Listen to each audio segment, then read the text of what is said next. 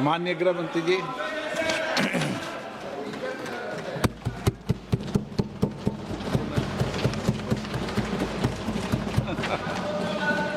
सम्माननीय अध्यक्ष जी, पूरी चर्चा पर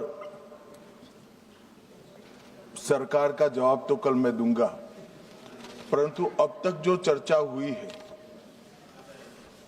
उसमें कुछ चीजें ऐसी उभर कर आई है जिसको सुनकर मुझे लगता है कि आज रात के लिए भी देश की जनता में कोई भ्रांति नहीं रहनी चाहिए।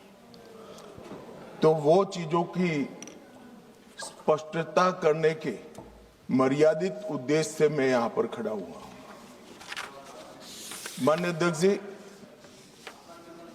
एक सबसे बड़ा नैरेटिव खड़ा किया जा रहा है, भ्रांति फैलाई जा रही है कि ये जो 3 विधेयक है, संविधान संशोधन विधेयक और 2 कानून डिलिमिटेशन का और संघ क्षेत्र के चुनाव के कानून में बदलाव, वो आने से दक्षिण की क्षमता लोकसभा में बहुत कम हो जाएगी और हमारे दक्षिण के राज्यों को बहुत बड़ा नुकसान होगा। मान्यवर, मैं बिल जो सदन के सामने है, अब सदन की प्रॉपर्टी है, इसका प्रैक्टिकल इंटरप्रिटेशन कर कुछ चीजों को मैं बताना चाहता हूं। कर्नाटक राज्य में 543 के सदन में अभी 28 सीटें हैं और सदन की 543 सीटों की संख्या के 5.15% कर्नाटक के सांसद यहां पर आते हैं। ये बिल पारित होने के बाद, संविधान संशोधन होने के बाद कर्नाटक की संख्या हो जाएगी 28 से बढ़कर 42 और प्रतिशत लोकसभा में 816 में हो जाएगा 5.14। तो जरा भी नुकसान कर्नाटक को नहीं होगा। दूसरा राज्य है आंध्र प्रदेश, इनकी अभी 25 सीटें हैं आंध्र प्रदेश की और अब की स्थिति में उसका प्रतिशत प्रतिनिधित्व 4.60 है, 4.60। अब इसमें भी 50% लगभग वृद्धि होगी तो सीटें हो जाएगी 38 और 4.60 की जगह 4.65% उनकी शक्ति हो जाएगी।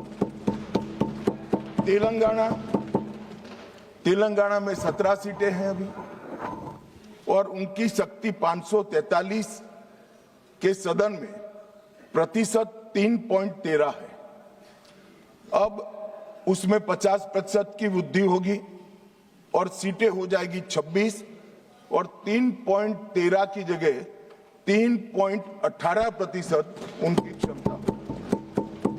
तमिलनाडु, इतने सारे लोग काले कपड़े पहनकर आए हैं, मैं तमिलनाडु की जनता को भी आश्वस्त करना चाहता हूं कि आपकी शक्ति कम नहीं होगी, बढ़ रही है। मान्यवर, अभी 39 सांसद तमिलनाडु राज्य से चुनकर यहां आते हैं और 543 के सदन में उसके प्रतिशत है 7.18% और अब 50% वृद्धि के बाद सांसद लगभग हो जाएंगे 59 और इनकी नए सदन में 816 के सदन में प्रतिशत में संख्या हो जाएगी 7.23। मैं फिर से एक बार रिपीट करना चाहता हूं, अभी तमिलनाडु की सदन में प्रतिशत स्ट्रेंथ 7.18% है, वो बढ़कर हो जाएगी 7.23। तो तमिलनाडु को भी कोई नुकसान नहीं है। केरला में 20 सांसद हैं, 3.68% इनका स्ट्रेंथ है, 20 की जगह 30 सांसद होंगे और 3.68 की जगह होगा 3.67। अब कुल मिलाकर दक्षिण का जो पूरा नैरेटिव बनाया जाता है उसको अगर हम सोचते हैं तो अभी 543 सीटों में जो आपके द्वारा बनाया गया है उसमें 129 सांसद इस सदन में बैठते हैं। मान्यवर, लगभग 23.76% दक्षिण के सांसदों का यहां शक्ति है। अब 50% वृद्धि होने के बाद 129 की जगह 195 सांसद बैठेंगे और उनकी शक्ति 23.97% मतलब 24% होगी। तो शक्ति बढ़ नहीं रही है, कम नहीं हो रही है, बढ़ रही है। तो कृपया कोई भी एक मिनट मेरा समाप्त तो होने दीजिए, समाप्त तो होने दीजिए। अरे पर समाप्त तो होने दीजिए। अरे पर बीच में कैसे करेंगे आप? मैं अभी बैठ जाइए, उसका भी जवाब देता हूं। आपको जवाब चाहिए ना, देता हूं। मान्यवर, कृपया ये बिल के जो इंटरप्रिटेशन है इसको अधिकृत रूप से बिल को पायलट करने वाले मंत्री के रूप में मैं इस सदन के सामने रख रहा हूं। मैं मेरी जिम्मेदारी समझ रहा हूं। जो भ्रांति फैला रहे हैं वो शायद न समझते हैं, तो उसके लिए मेरा कोई टिप्पणी नहीं है। मान्यवर वेणुगोपाल जी कह रहे हैं कि किसने कहा? मैं अमित शाह भारत का गृह मंत्री कह रहा हूं जो इस बिल को पायलट किया। दूसरी बात, सुनिए ना, बिल में कहां है और कहां से ड्रॉ कर मैं आंकड़े निकालता हूं। मैं कल उनको जब डिटेल जवाब दूंगा तब बता दूंगा, मगर वो सुनने के लिए बैठे वॉकआउट न कर जाए। बाकी मैं डिटेल केजी के बच्चे को समझ में आए इतनी सरलता से इनको मैं समझा दूंगा। उनको धैर्य से सुनना चाहिए। मान्यवर, इन्होंने कहा कि जाति जनगणना नहीं कराना चाहती है सरकार। इसको भी मुझे स्पष्ट कर देना चाहिए। सरकार की कैबिनेट ने नरेंद्र मोदी जी के नेतृत्व में जाति जनगणना करने का निर्णय कर लिया है। अगली जनगणना जाति जनगणना होने वाली है। एक भ्रांति फैलाई जा रही है कि अभी जो प्रश्न पूछे जा रहे हैं उसमें जाति का जिक्र नहीं है। मान्यवर, जनगणना जिनका डिटेल अभ्यास है उनको मालूम होगा, जनगणना 2 हिस्सों में होती है। पहले सभी मकानों को इंगित किया जाता है और उसके बाद में जो बिल्डिंग्स होते हैं इसके अंदर रहने वाले बंदों को इंगित किया जाता है। तो बिल्डिंग की अभी तक कोई जाति की व्यवस्था हुई नहीं है, होगी तब इसको भी गिन लेंगे भी। अभी तक बिल्डिंग की कोई जाति व्यवस्था नहीं है। मान्यवर, जब व्यक्तियों की जाति गिनी जाएगी तब जाति जनगणना का सवाल आएगा। ये भी मैं आज पूरी तरह से स्पष्ट कर देना चाहता हूं। मान्यवर, उन्होंने कहा कि 850 का आंकड़ा कहां से आया, ये मैं समझाता हूं। 850 का जो आंकड़ा है मान्यवर, वो इस तरह से बना है कि काल्पनिक रूप से सोच ले कि 100 सीटें हैं। अगर 33% माताओं को, मातृशक्ति को आरक्षण देना है तो उसमें 50% बढ़ाते हैं तो सीटें होती है 150, और 150 जब होती है इसका 33% करते हैं तो 100 सीटें ऑटोमेटिकली हो जाती हैं।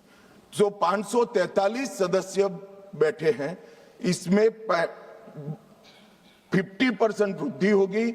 इसका 33% जब माताओं के लिए रिजर्व हो जाएगा तब 543 की 43 ओपन सीटें होगी जहां पर भी महिलाएं लड़ सकती।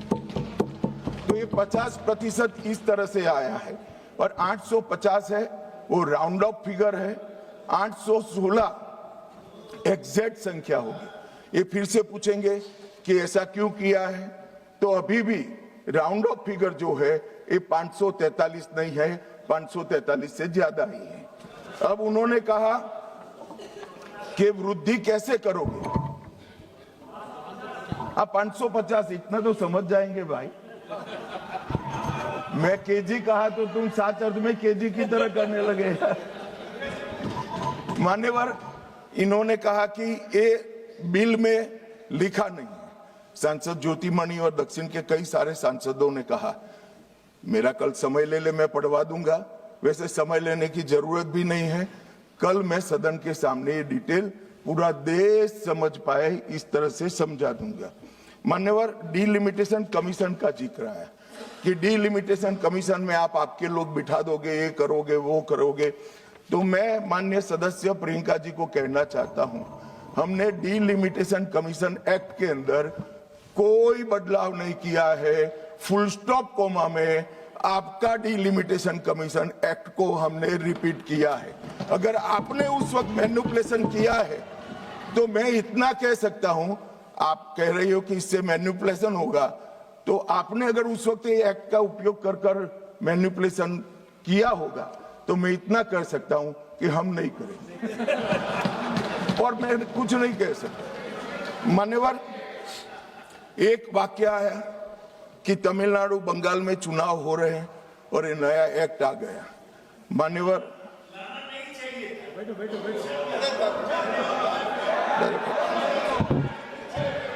मान्यवर, मैं स्पष्टता से कह देता हूं कि ये डीलिमिटेशन कमीशन की जो रिपोर्ट तभी लागू होगी जब पार्लियामेंट इसको स्वीकार करके करेगी और राष्ट्रपति महोदय इस पर अपना मंजूरी का मोहर लगाएंगी। तो ये 2029 के पहले होने का सवाल नहीं है। 29 तक भी जो चुनाव होंगे वो सारे पुरानी सीटों पर ही होंगे, पुरानी व्यवस्था में होंगे। तो अखिलेश जी को भी डरने की जरूरत नहीं है। यहाँ 27 की बात कर रहा हूं, यहाँ हालांकि वो जीतेंगे नहीं, वो अलग बात है, मगर डरने की जरूरत नहीं है। यहाँ पर कहा गया कि सत्ता बनाए रखने की लालसा में ला गया है। मान्यवर, ऐसा जो लोग कहते हैं कि कुछ नेता 130 करोड़ की आबादी के जनमत को मैनिपुलेट कर सकते हैं, वो हमारी शक्तियों के आकलन बहुत ज्यादा कर रहे हैं। हम तो उस बात में मानने वाले हैं, लोकतंत्र में सत्ता नागरिक के वोट से और नागरिक के दिमाग से ही तय होती है। राजनेता, राजनीतिक पार्टियां नहीं कर सकती। 130 करोड़ का जनमत कौन मैनिपुलेट कर सकता है ऐसा? और अगर कर पाते तो हम तो जीतते ही नहीं। आप सत्ता में बैठे थे, हम कैसे जीतते? मान्यवर, इमरजेंसी डालने के बाद भी जनमत मैनिपुलेट नहीं होता है, इस देश का इतिहास है। और जहां तक लोकतंत्र को खत्म करने की बात करी है, मैं भारतीय जनता पार्टी के कार्यकर्ता के नाते, इस सदन में एक सांसद के नाते कहता हूं, किसी की भी ताकत नहीं है इस देश से लोकतंत्र को खत्म करने की। जिन्होंने प्रयास किए हैं इमरजेंसी के वक्त, जनता ने उनको खत्म कर दिया था, लोकतंत्र को कुछ नहीं हुआ। और मान्यवर, लोकतंत्र इस तरह से खत्म नहीं है।